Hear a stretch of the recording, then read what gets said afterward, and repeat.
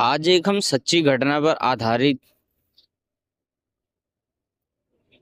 एक डरावनी रहस्यमयी कहानी पर चर्चा करेंगे जिस व्यक्ति के साथ हुई। उस व्यक्ति ने हमें मेल करके बताया है, उसका अनुभव आपके साथ हम साझा करेंगे। उनका नाम प्रदीप शुक्ला है। वो एक अच्छे खासे बिजनेसमैन है जो है अलग अलग ट्रिप पर जाया करते हैं, कभी बेंगलोर, कभी बम्बई, कभी कोलकाता, कभी उड़ीसा। ऐसी ऐसी जगहों पर जाया करते हैं और वो होटलों में रुकते हैं। तो एक बार वो ऊटी के बिजनेस की ट्रिप पर गए थे मीटिंग के लिए।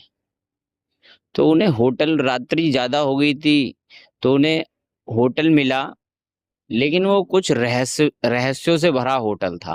पहले तो होटल के स्टाफों ने मना किया कि यहाँ पर कोई भी रूम खाली नहीं है। तो उन्होंने बोला कोई बात नहीं, कोई भी रूम मिल जाए, बस मुझे रात्रि का यहाँ विश्राम करना है, उसके बाद सुबह मैं मीटिंग करूँगा। जहाँ समय जिस समय मुझे बुलाया गया है वहाँ मीटिंग करके मैं चला जाऊँगा, कृपया प्रबंध करा दीजिए। तो काफ़ी मिन्नत करने के बाद उन्हें प्रबंध करा दिया गया, लेकिन वो होटल काफ़ी रहस्यों से भरा था और वहाँ के स्टाफों को पता था, लेकिन उन्होंने बताया नहीं। उनकी मिन्नत करने पर उन्होंने दे दिया।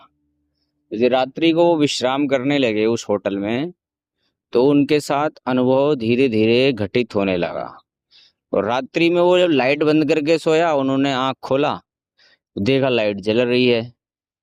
तो उन्होंने सोचा कि ज्यादा मैं थक चुका हूं तो इस कारण भी हो सकता है। उन्होंने इस चीज पर ध्यान नहीं दिया। उन्होंने स्टाफ को फोन किया रिसेप्शन पे कि मुझे मेरे लिए जो है कुछ भोजन की व्यवस्था कर दी जाए। तो उनके लिए भोजन की व्यवस्था करी करी गई और कुछ स्टाफ का एक व्यक्ति आया, उनके लिए भोजन लेके आया। उन्होंने भोजन किया और रोटी वगैरह, सोयाबीन की सब्जी और अन्य पदार्थ भी थे। तो उन्होंने उसका सेवन किया, लेकिन कुछ भोजन थाली में छूट गया। एक रोटी छूट गई थी जो खा नहीं पाए और कुछ सब्जियां छूट गई थी और वो सो गए। तो उनको कुछ खड़खड़ाने की आवाज आई। तो उन्होंने देखा, आंख हल्का सा खोला कि कोई व्यक्ति है जो जिसका शरीर तो बहुत लंबा है और सर जो है छोटा है, और उसके बड़े बड़े दांत हैं, कान हैं और सींग निकली हुई है। तो उन्होंने आंख मला, वैसे वो व्यक्ति अदृश्य हो गया। इन चीजों पे वो ज्यादा बिलीव नहीं करते थे कि ऐसी भी कोई रहस्यमय चीजें होती हैं। फिर वो सो गए। फिर दोबारा से जब उनकी रात्रि में आंख खुली, फिर उन्होंने वो चीज अनुभव किया कि जो उन्होंने रोटी छोड़ी थी उसमें से आधी रोटी खत्म है, थोड़ी सी सब्जी इधर उधर गिरी हुई है। फिर उन्होंने सोचा ऐसा भी हो सकता है, क्या पता मेरे को ध्यान ना हो।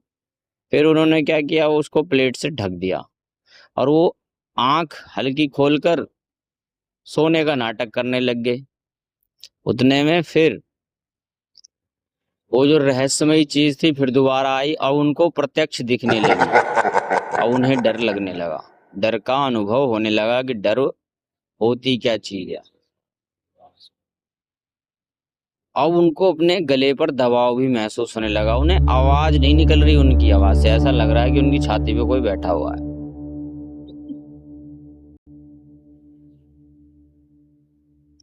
उनको लगा ऐसा कि मेरी कोई छाती पे बैठा हुआ है। फिर उसके बाद उन्होंने काफी कोशिश करी आवाज चिल्लाने की, लेकिन आवाज नहीं निकल रही थी।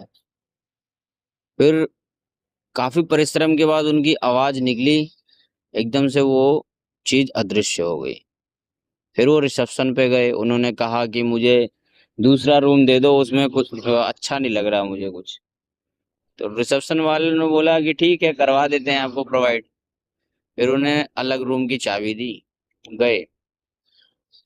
अब यही होता है ना, जब दिमाग में वही चीज हावी हो जाता है तो आप चाहकर भी वहां से जा नहीं।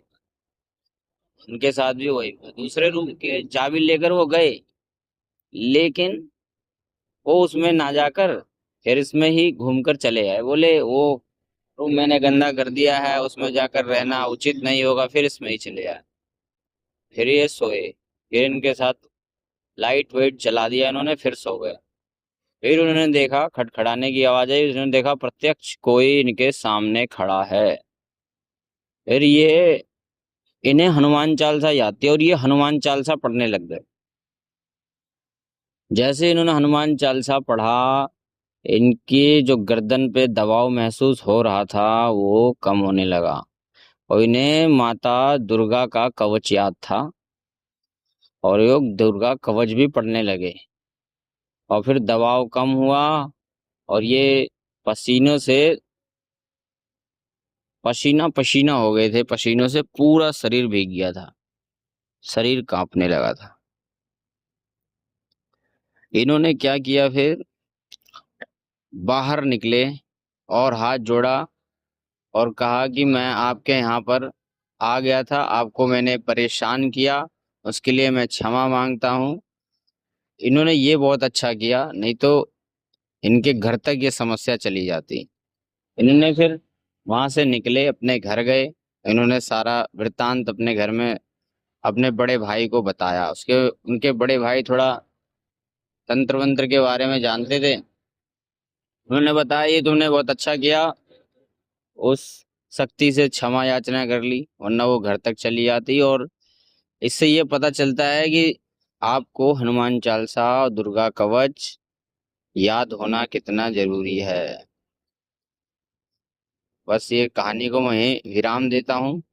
इनकी कहानी कुछ इस तरीके की थी। बाकी आपके प्यार के लिए धन्यवाद।